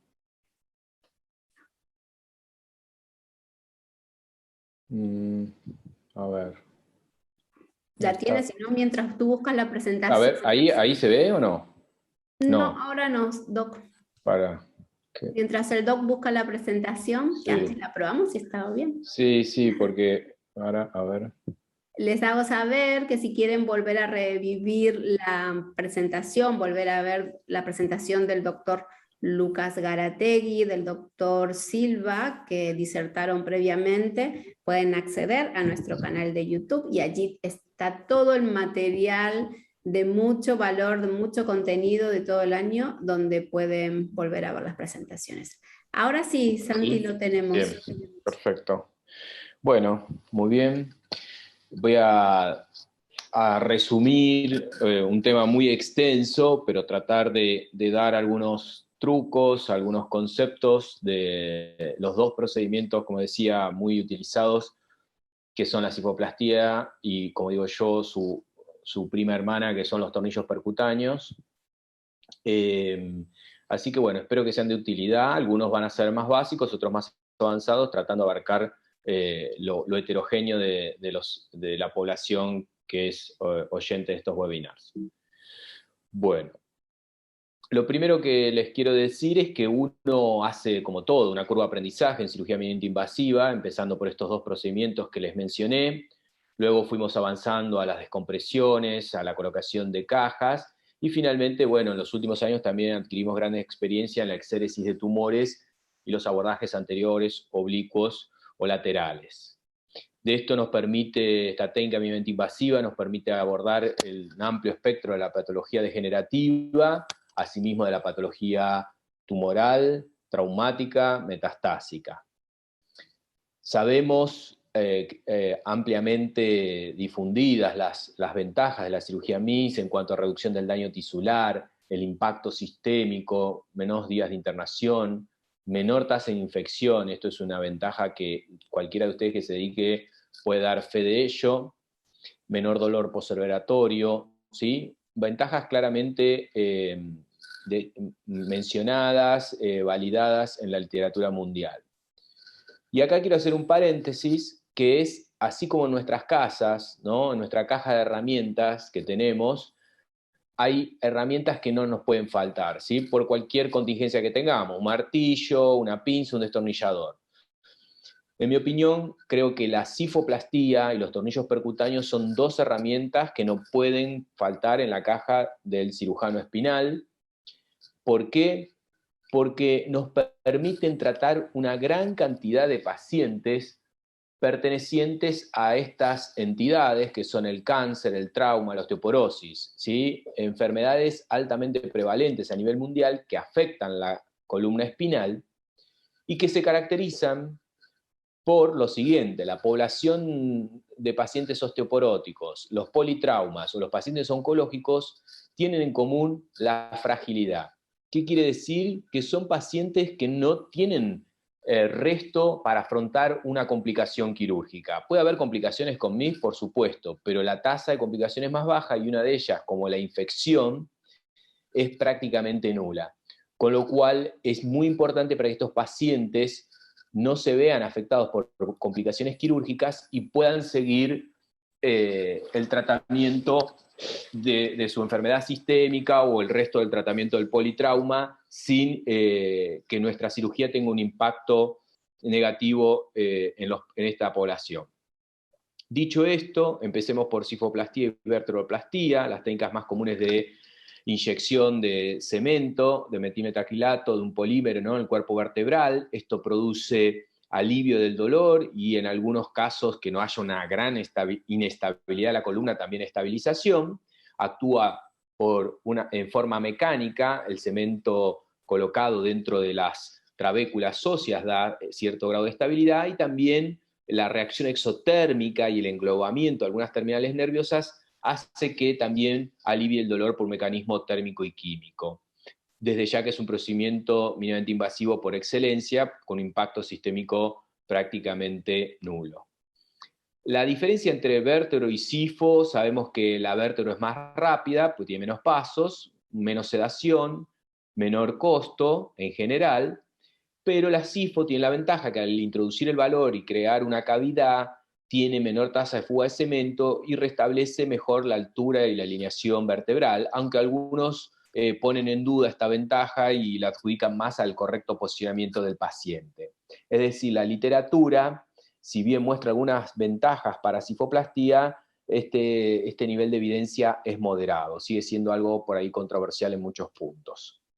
Las indicaciones más comunes, ¿sí?, de este procedimiento son las fracturas osteoporóticas, los hemangiomas, de hecho las primeras que se hicieron fueron hemangiomas, y las metástasis vertebrales. Contraindicaciones son muy pocas, ¿sí? Obvio, si hay una compresión neuronal, neurológica, con invasión dentro del canal, una infección en el sitio una infección sistémica, son contraindicaciones comunes a otras cirugías. Y hay otras relativas, como es la disrupción del muro posterior, el colapso vertebral, el canal estrecho, o la pobre visualización de los reparos anatómicos en las radiografías, que son relativas porque dependiendo de la experiencia y de los medios se pueden hacer de todos modos.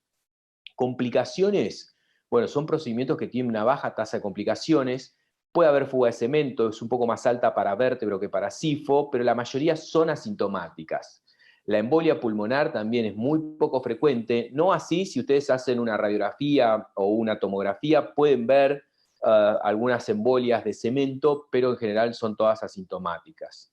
Las compresiones neurológicas, realizando con una técnica adecuada, son muy poco frecuentes. Es decir, es un procedimiento de baja morbilidad y baja mortalidad. Empezamos por el posicionamiento, el paciente va en decúbito ventral, y a través de la maniobra de Watson-Jones, lo que uno hace es que al poner un realce a nivel torácico y pélvico, por acción de la gravedad, se produce cierta ya alineación y corrección de la sifosis segmentaria, ¿sí?, producto de la fractura, con el solo hecho de posicionar al paciente. Algunos autores inclusive adjudican a la sifoplastía, en realidad, no tanto al inflado del balón, sino a esta maniobra como la principal responsable de restablecer la altura del cuerpo vertebral fracturado. La marcación, bajo radioscopía, el entry point aproximado es 1 centímetro lateral y superior al centro pedicular, aunque en realidad lo que sugiero es esto. Nosotros siempre lo que hacemos es marcar la línea media en la tomografía o en la resonancia, planificar, dibujar nuestra trayectoria, si vamos a poner un tornillo o hacer una SIFO, y medir la distancia, ¿sí? Si vamos a hacer una técnica unipedicular, bipedicular, y entonces esa es la forma más fidedigna de marcar nuestro entry point en piel, ajustado a cada caso. Infiltración con lidocaína y ropivacaína para disminuir el input nociceptivo, recordar ALARA, la sigla de tan bajo como sea razonablemente posible, la radiación que nosotros, cuidarnos, por supuesto el paciente también, pero sobre todo nosotros que hacemos tanta cantidad de procedimientos, sabiendo que la radiación cae con el cuadrado de la distancia, colimar, utilizar alguna pinza para sujetar y no irradiarse la mano, guantes plomados, gafas. El abordaje, como les decía, puede ser pedicular o extrapedicular. Tratamos en la preferencia, si podemos, siempre pedicular, pero en algunos lugares torácicos, pedículos pequeños, usamos el extrapedicular. Importante marcar la espinosa equidistante de los pedículos, alinear y encuadrar el plató superior más cercano, ¿no?, a los pedículos que vamos a canular. En el lateral lo mismo, alinear los platós, alinear el muro posterior, no tener doble imagen. Y una vez que tenemos alineado nuestra columna, empezar. En general, en hora 10, hora 2, avanzamos Traham-Shiri para ingresar al pedículo y vamos avanzando. Cuando son los primeros casos que uno hace, en la primera etapa de la curva de aprendizaje, conviene a la mitad del trayecto hacer un control lateral para constatar que realmente vayamos en buena dirección, y luego seguimos avanzando en AP, y este es el punto clave que uno no debería saltear por más que tenga muchísimos años de experiencia, que es cuando llega a la pared medial del pedículo en AP, debe hacer un lateral y constatar que debe estar la aguja ingresando al muro posterior. Si no es así, pueden meterse dentro del canal y generar un daño neurológico. Este paso es clave. Luego la aguja la vamos a avanzar para el tercio posterior en el caso de cifoplastía, tercio anterior para el caso de vertebroplastía. Es decir, tenemos un paso inicial que vamos a empezar en la pared lateral del pedículo, este paso intermedio que conviene controlarlo si son los primeros casos, y el paso clave de seguridad, que es cuando estamos en AP, en el borde medial del pedículo, debemos estar ingresando ya al muro posterior. Como les decía, tercio posterior para sifo, tercio anterior para vértebro, luego muchos sistemas hay que colocar un alambre guía, una cánula de trabajo, otros tienen lo que se llama la One Step o Speed Track, son distintos sistemas que la misma Hamshidi actúa como canal de trabajo y no hay que hacer este paso. Colocamos nuestros alambres guías, nuestros canales de trabajo, tomamos biopsias, si tenemos aguja de biopsia, genial, y si no la tenemos, con el mismo bone filler y una jeringa haciendo vacío, se pueden sacar buenos taquitos de hueso. Luego colocamos, en el caso de cifoplastía, el drill previo a la colocación del balón, luego pasamos el balón a través de la cánula de trabajo. Es muy importante, como pueden ver acá a la izquierda, que acá las dos marcas del balón no han salido de la cánula de trabajo, por lo tanto este balón no se va a inflar bien o se puede incluso romper. Si vemos esto, debemos hacer nuevamente con el drill más largo el trayecto para que pase perfectamente como en el último caso. Bien, luego inflamos el balón. ¿Hasta cuándo inflamos el balón? Bueno, el balón se infla hasta alcanzar su volumen máximo o 300 de PSI, o si contacta con alguna de las corticales también, o si la cifosis es corregida. Cuando sea alguna de estas situaciones debemos detenernos. El cargado del cemento a través de los bone filler. Bueno, el cemento, hay distintos tipos de cemento con distinto tiempo de fraguado, es importante saberlo. Y otra cosa es importante saber que con 3 centímetros cúbicos a 9 como máximo es suficiente. Nosotros en general utilizamos un promedio de 6. ¿Qué quiere decir? Cada bone filler tiene 1.5 centímetros cúbicos, colocando 2 bone fillers de cada lado estamos más que bien, ¿sí? Incluso con poco cemento, como puede ser 4 centímetros, 5, se produce el alivio del dolor, y por el contrario, si nos excedemos en mucha cantidad de cemento, puede aumentar la tasa de complicaciones. El cemento comenzamos en la parte anterior, de manera tal que si se fuga se vaya al disco o hacia adelante y no hacia el canal. Bien, como les decía, evitar no poner cemento en el tercio posterior. Para la vertebroplastía, nosotros lo hacemos con el bone filler, pero vienen distintos dispositivos, pistolitas, distintos devices que nos ayudan a poner el cemento, pero en lo personal prefiero el bone filler porque uno tiene un control, por lo menos yo siento un mayor control. Algo importante, que esto, bueno, ha pasado en los primeros casos, pero que no hay que olvidarse, cuando empieza el fraguado del cemento, hay que, a través de la cánula de trabajo, empujar el cemento para que no queden remanentes, porque si no puede pasar esto, que quede en el trayecto pedicular, pero peor aún, que quede en el trayecto de la piel y eso le ocasione dolor al paciente y una molestia por un detalle técnico. Muy bien. Por supuesto que, como les decía, el impacto sistémico es prácticamente nulo, 2 incisiones pequeñitas, como bien sabemos. Lo que le dije de la trayectoria y el entry point en piel puede variar según el tipo de fractura que tenemos, ¿sí? Si es el platillo superior, vamos a venir más desde arriba, si es en el platillo inferior, más desde abajo, si es en ambos platillos, tratar de entrar en la parte central. De esta manera, yo le dije que entrábamos en hora 10, hora 2 en los pedículos si teníamos una fractura del platillo superior, ¿sí? Por el contrario, si tenemos una fractura de ambos platillos, vamos a entrar más en hora 9, hora 3, en la parte media del lateral del pedículo, y si tenemos del plató inferior, vamos a entrar desde abajo hacia arriba, ¿sí? Asimismo, están los abordajes extrapediculares, que los utilizamos cuando los pedículos son pequeños o en la región torácica. en cuyo caso entramos en la parte superior de la transversa, entre el proceso articular superior y la transversa, vamos a avanzar nuestra aguja hasta llegar al muro posterior, y ahí en la pared posterior y lateral del pedículo, en unión con el muro posterior, vamos a ingresar. La fuga de cemento, ¿sí? Puede ser venosa, que no habría mayores problemas, intradiscal tampoco lo habría, puede haber paraespinal, a veces no lo hay, y a veces puede irse hacia la raíz o hacia el plexo y generar dolor, recuerden que hace una reacción exotérmica el cemento, y por otro lado puede ir hacia el canal, que es el más riesgoso. Hay factores de riesgo, como puede ser si hay mucha compresión vertebral, si el cemento no es muy viscoso, la vertebroplastía tiene mayor tasa de fuga, el vacuum cleft, el signo de vacuum cleft, que es una señal de vacío en el cuerpo vertebral que se puede ver bien en la resonancia, la cirugía tardía, la osteoporosis severa o las metástasis son factores que predisponen a esa fuga. Los tips para evitar complicaciones en cifoplastía, bueno, por supuesto, antibiótico, antisepsia, la verdad es un procedimiento que es raro que se infecte. Por supuesto que debe hacerse bajo radioscopía, no bajo tomografía, ya que debemos tener visión directa de cómo se va colocando el cemento y las posibles fugas. Tratamos de usar la vía transpedicular y evitar múltiples intentos. Por eso es tan importante planificarlo, porque entre los múltiples intentos uno va rompiendo el pedículo, va dejando orificios por donde se puede fugar el cemento. Si se fuga a la vena o al espacio discal, no hay mayores problemas, tener precaución, por ahí esperar un ratito más que fragúe más el cemento, ponerlo un poco más viscoso. Ahora, si se va al canal, debemos abortar el procedimiento. Por último, recuerden, es mejor poco cemento que mucho y no colocar en el tercio posterior. Algunos casos clínicos,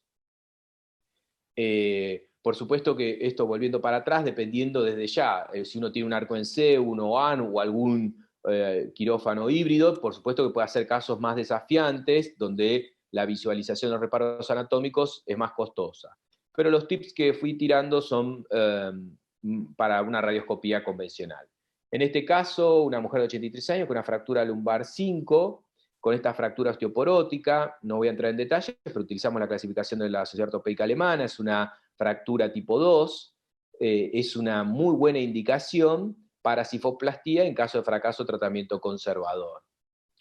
Otro caso, este es un paciente de 65 años con cáncer de próstata, con esta metástasis vertebral, hoy ya el doctor Álvaro Silva estuvo hablando, en este caso un paciente con un dolor mecánico y biológico, ¿sí? Por ruptura, colapso parcial de la vértebra e infiltración. Por supuesto aplicamos el protocolo NOMS, no requiere descompresión, pero tiene un CINS intermedio y dolor el paciente, así que una buena manera de tratar este caso es una vertebroplastía, ¿sí? Y por supuesto complementar con la terapia de control local, que es la radioterapia externa en este caso. Otro caso, les mencioné 3 indicaciones, ¿sí? Metástasis, fracturas osteoporóticas y esta otra indicación, que es el hemangioma, ¿sí? Paciente de 53 años, con un cuadro de lumbocuralgia bastante importante, hicimos una biopsia, dio que era un hemangioma agresivo. Como pueden ver acá hay una ruptura del muro posterior, esta solución de continuidad, que yo les dije que era una indicación relativa, y lo que hicimos fue la embolización del hemangioma y la cementación selectiva del mismo, tratando de, por supuesto, en este caso, navegar bien la aguja para evitar la solución de continuidad del muro posterior y que se fugue al canal. Bueno, vamos a entrar ya en la segunda y última parte de la charla, que son los tips para los sistemas de fijación percutáneos. Las fijaciones percutáneas las utilizamos como complemento de las distintas técnicas de colocación de cajas intersomáticas, como el ALIF, el TLIF, el abordaje lateral. También hay fijaciones percutáneas un poco más desafiantes, en el caso de fracturas torácicas altas o en el caso de fracturas traumáticas donde hay que hacer ciertas técnicas de distracción.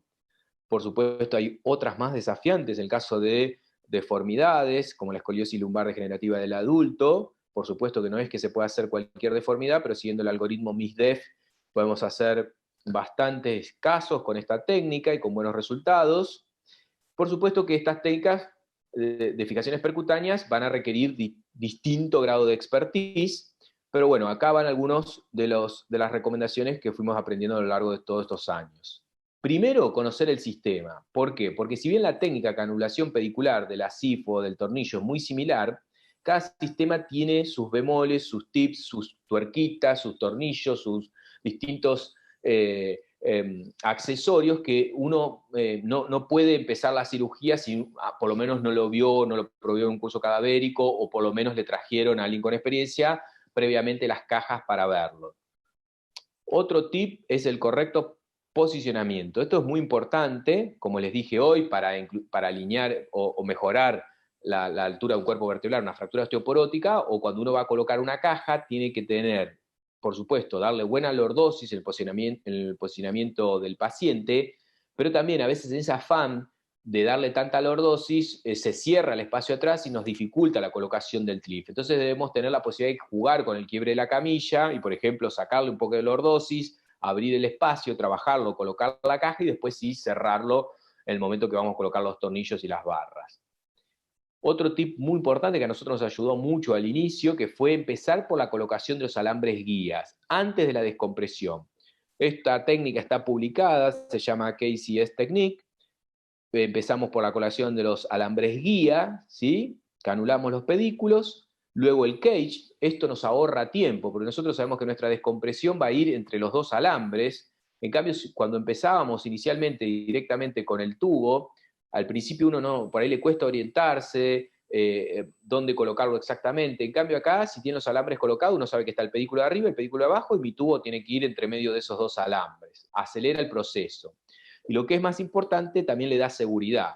¿Por qué? Porque cuando ustedes ya hicieron la descompresión, dejaron expuesta la dura madre, colocaron su caja y demás, hicieron descompresión indirecta y directa, cuando colocan los tornillos bajan por el alambre guía y no hay ningún riesgo. Mientras que si ustedes empiezan por la descompresión y después van a ir a colocar la Hamshidi, pueden con la Hamshidi, al tratar de canular el pedículo, teniendo en cuenta que ya está removido las estructuras óseas, pinchar la dura madre o una raíz. Entonces esta técnica es más rápida y más segura.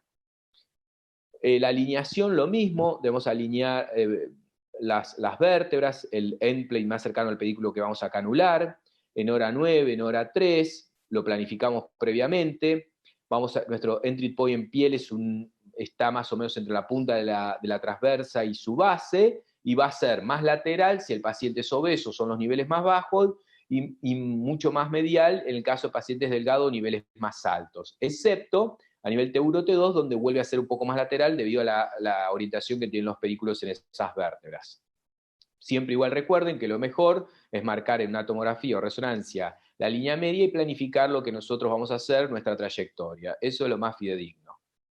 Recuerden infiltrar, abrir bien la aponeurosis para que no se trabe la torre, para que después no quede enganchada la cabeza del tornillo con la aponeurosis y al paciente le duela. El tip 5, como le dije en CIFO, lo mismo acá. Este paso de seguridad no hay que saltearlo, que es cuando un AP llega a la punta de la Hamshidi, al borde medial del pedículo, uno debe hacer un lateral y constatar que está en el muro posterior. Si es dificultoso canular el pedículo, se pueden hacer oblicuas, en vez de AP, hacemos oblicuas, visión túnel de un lado, visión túnel del otro, y vamos a ver mejor el pedículo. Pero también hay que recordar que en casos, como les mostré, más desafiantes, en la columna torácica media, los pedículos son muy pequeños, por ejemplo este caso de un paciente con metástasis y cáncer de pulmón, inestable, con compresión medular. Fíjense la correcta colocación de todos los tornillos a nivel de esos pedículos más pequeños. Bueno, por supuesto que hay que tener un buen equipo de radioscopía, cierto entrenamiento en la técnica, pero también algo, bueno, acá pueden ver, no solo bien la colocación de los tornillos, sino a largo plazo, digamos, el resultado de descompresión y estabilización. Pero lo que puede ayudar es esto, utilizar Hamshidi que sean biseladas. La Hamshidi punta diamante avanza en línea recta, mientras que la biselada va a navegarse hacia donde esté la punta. ¿Cómo sería esto? Fíjense, si yo tengo una punta diamante y me voy a meter al canal, tengo que retirarla, llegar al extremo, a la superficie, reorientarla, volver a avanzar, y si esto lo hago varias veces voy rompiendo el pedículo, ¿sí? Además de que pierdo tiempo. Por el contrario, en las biseladas, si yo me voy a meter dentro del canal, lo único que hago es girarla, cambiar la orientación del bisel, y sola la aguja, a medida que la voy martillando, va a ir cambiando de dirección, ¿sí? Así que esto también, tanto a nivel medio lateral como a nivel cefalocaudal, podemos hacer lo mismo. Si me voy a ir hacia una raíz, cambio la dirección del bisel y la aguja se va a ir orientando hacia arriba, hacia donde apunta el bisel, en este caso hacia arriba. Otro tip importante es siempre tener cuidado con la alambre guía, nos cuesta bastante, digamos, colocarla correctamente, así que después hay que cuidarla, si no se entorpece mucho la cirugía. Para eso hay que mantenerse coaxial siempre con el alambre para no doblarlo, y por otro lado, ¿sí? Tampoco hacer mucha fuerza, porque en los huesos osteoporóticos no se puede pasar, y nunca perder el control. Cuando saco todo el instrumental, las mechas y demás, siempre tratar de utilizar estrategias, como en este caso sacar el mango, por ejemplo, para que nos dé en todo momento la posibilidad de tener el alambre y no sacarlo inadvertidamente. Si ocurre, comenzar nuevamente, no tratar ninguna hazaña de salteando los pasos, porque a la larga trae mayores problemas. Si el tornillo, lo mismo, cuando colocamos, mantenerse coaxial, y si vemos que una trayectoria no nos gusta, ¿sí? O no quedó como lo queríamos, bueno, la siguiente maniobra puede ser muy útil, que es retirar el tornillo, que no estamos conforme, colocar la mecha, avanzar la mecha, vamos a ir haciendo fuerza para doblar ese alambre hasta el muro posterior. Cuando estamos en el muro posterior, sacamos el alambre con una coger, con algo que nos permita hacer fuerza, ese alambre probablemente nos sirva más, pero una vez que estamos en el muro posterior, si quieren pueden hacer una P para ver que también no hayan pasado el borde medial del pedículo, y ahí lo avanzamos a la posición que queremos. Luego pasamos un alambre de guía nuevo, y luego sí colocamos el tornillo en la posición que nosotros queremos. Bien, en la colocación de la barra es muy importante el vendeo, ¿sí? La colocación en el plano correcto desde ya, sobre todo los sistemas que venimos desde más lejos y no desde la última torre. Pero el vendeo es muy importante porque hay sistemas que tienen barras prevendeadas, y por supuesto que para tratar una amplia gama de patologías, por ejemplo a nivel de la charnela o torácico, a veces tenemos que darle sifosis, a veces dejar la parte de la barra recta con sifosis o lordosis. Entonces todo eso tenemos que tener la posibilidad de poder vendearla, porque si no también vamos a tener problemas en el momento de la colocación o posteriormente un arrancamiento de tornillos. Otro tip, en pacientes con mala calidad ósea, como los osteoporóticos o metastásicos, se pueden complementar técnicas de fijación más cementación para darle cierto soporte a la vértebra afectada, o también la utilización de tornillos fenestrados que vienen, ¿sí? Con unas cánulas especiales. Estos tornillos, a través de estas fenestras sale el cemento y la verdad que le da un agarre muy importante. ¿Cuántos niveles fijar? Bueno, con las técnicas mínimamente invasivas hay una tendencia a las fijaciones cortas, porque ustedes piensen que se respeta la musculatura, mayor parte de las estructuras ligamentarias. Entonces ya eso también hace que las fijaciones cortas funcionen. Por supuesto que hay veces que tenemos que utilizar fijaciones largas. Las fijaciones cortas a su vez las podemos complementar, como veíamos, con técnicas de cementación, tanto en la vértebra afectada como en los tornillos. Y las fijaciones largas, por supuesto que las utilizamos en vértebras que estén muy colapsadas, por ejemplo, o a nivel de la charnela, o cuando hay fracturas en tándem, ¿sí? Entonces, o pacientes con espondilosis anquilosante. En ciertos casos seguimos utilizando estrategias de fijaciones largas. Les doy un ejemplo, ¿sí? Esto es una fractura osteoporótica tipo 4, según la clasificación ortopédica alemana, una fractura tipo Pincer, en un paciente obeso, ¿sí? Y esta es una excelente indicación para utilizar tornillos percutáneos, una fijación corta, cementados, ¿sí? Con un excelente resultado. Pusimos un tornillo corto a nivel de la vértebra, porque un paciente muy obeso, la verdad que teníamos dudas si iba a aguantar la columna anterior, entonces en caso de tener la posibilidad de poder colocar algún tipo de soporte a la columna anterior por vía anterior, oblicua o lateral. Las correcciones con los sistemas mínimamente invasivos mayoritariamente las logramos, como les decía, con el posicionamiento. Algunos sistemas tienen más fortalezas para realizar algunas correcciones tanto en el plano sagital como coronal. No obstante, nunca esperen hacer las mismas correcciones que con vía abierta. Bien, la fusión. Para fracturas osteoporóticas y metástasis generalmente son fijaciones sin fusión. No obstante, la cirugía MIS permite fusionar, ya sea en patologías degenerativas con las cajas intersomáticas o en caso de fracturas colocando, por ejemplo, un mesh con injerto de hueso. También sacamos material de cresta ilíaca para mezclar con el injerto de hueso. También no hay que olvidarse que tenemos la posibilidad de hacer fusión posterolateral con cirugía MIS, abriendo, por ejemplo, como en este caso, en el plano como si fuera un Wilce, buscando el espacio intertransverso, decorticando las transversas y colocando injerto, o, por ejemplo, como en este caso, lo que hicimos es colocar los separadores tubulares, ver la transversa, corticarla, ver el espacio interlaminar. Se puede hacer con paciencia a través de los mismos orificios que utilizamos para las torres.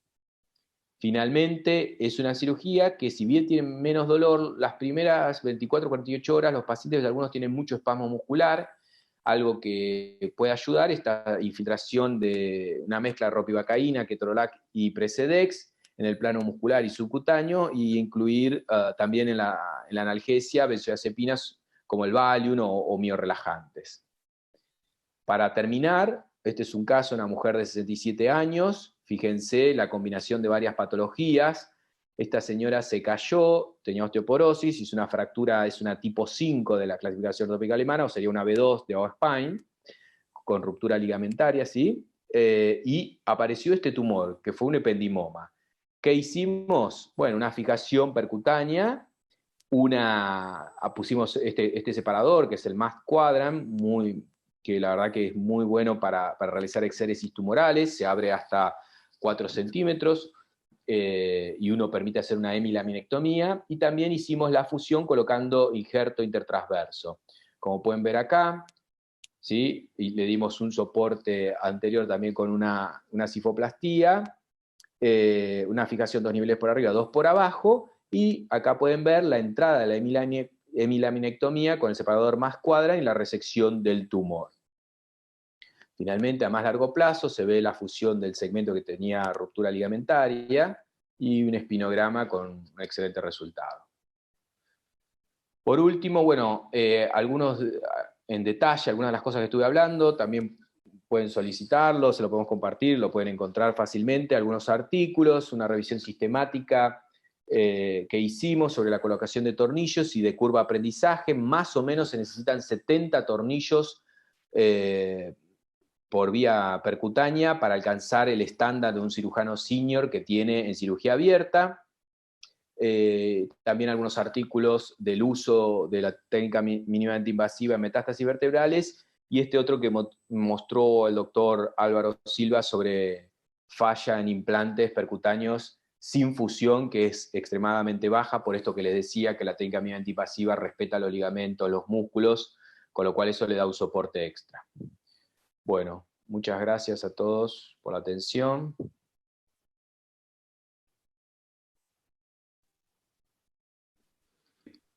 Muchísimas gracias, doctor Santiago Gen, brillante presentación. Vamos a invitar también al doctor Garategui a la mesa y, en honor al tiempo, poder despedirnos. Doctor Garategui, ¿alguna consideración? Bueno, nada, un poco hacer un resumen de lo que también dijo Santiago acerca de la necesidad de entender que este tipo de patologías requieren un abordaje multidisciplinario, requieren el trabajo en conjunto, los pacientes son extremadamente complejos, requieren extrema planificación, incluso antes de hacer nada, es decir, todo el workflow del paciente, desde el diagnóstico y la toma de decisiones. Así que creo que eso es la piedra angular en el éxito del tratamiento de la patología. Y también resaltar, Natalia, un poco el gran trabajo que hacen desde estas plataformas de Interoncology, de poder acercar a todos, incluso a nosotros, porque también lo utilizamos, acercar a los diferentes profesionales en todos los nuevos avances desde el punto de vista quirúrgico, desde la quimio, radio, de todas las especialidades que conforman y hacen al tratamiento diario de los pacientes. Así que también es un poco para agradecerles a ustedes este acercamiento. Y por último, dar las gracias a vos como representante de Interoncology, a Santiago como moderador de esta charla, la oportunidad que nos han dado. Así que muchas gracias. Muchas gracias, Doc. si les contaría la cantidad de mensajes, emails que solemos recibir de personas, de médicos, de profesionales que nos agradecen a esto que tú comentas, la posibilidad que les ha dado este tipo de conexión de plataformas educativas, de poder acceder a material, acceder a los panelistas, acceder a vuestros correos, a poder intercambiar material, hacerles consultas. Y sí es verdad que, como tú dices, es muy gratificante y que los límites no existen en este tipo de actividades. Nos se han conectado alrededor de más de 20 países de habla hispana, se ha capacitado más de 10.000 personas, entonces es un número considerable y bueno, creemos que la labor está más que hecha. Doctor Hem, para cerrar, por favor. Bueno, muchas gracias, Nati. Sí, la verdad que eh, vemos que la pandemia nos trajo este modo de educación y que la verdad tiene la posibilidad de llegar a mucha gente, la posibilidad después de verlos nuevamente las charlas, y uno mismo, ¿no? Va escuchando a otros colegas, va aprendiendo, así que este intercambio es muy bueno y agradecemos a Interoncology que tiene esta enorme red de poder llegar a tantos lugares. Así que gracias nuevamente y bueno, esperemos futuros encuentros el año que viene seguramente. Sí, eso esperamos poder continuar.